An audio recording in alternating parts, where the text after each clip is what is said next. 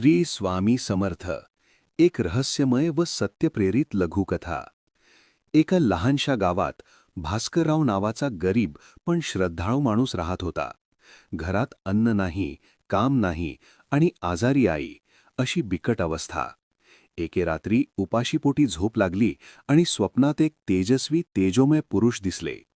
गडद आवाजात ते म्हणाले, "उद्या सकाळी स्मशानाजवळील जुन्या वडाखाली जा.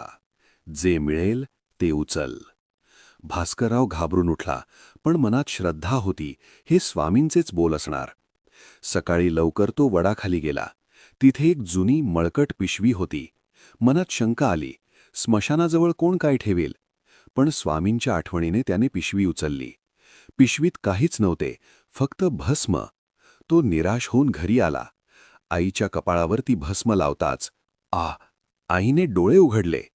ज्यांना डॉक्टरांनी आता काही शक्यता नाही सांगितले होते, त्या आईने पाणी मागितले. त्या क्षणी भास्कररावाच्या डोळ्यातून अश्रू वाहू लागले. तेवढ्यात दारात एक फकीर उभा होता. गडद आवाज, "भस्म नाही, श्रद्धा कामी आली."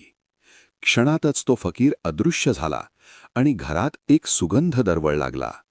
भास्करराव समजून गेला, स्वामी समर्थ स्वतः येऊन गेले होते. श्री स्वामी समर्थ महाराज की जय.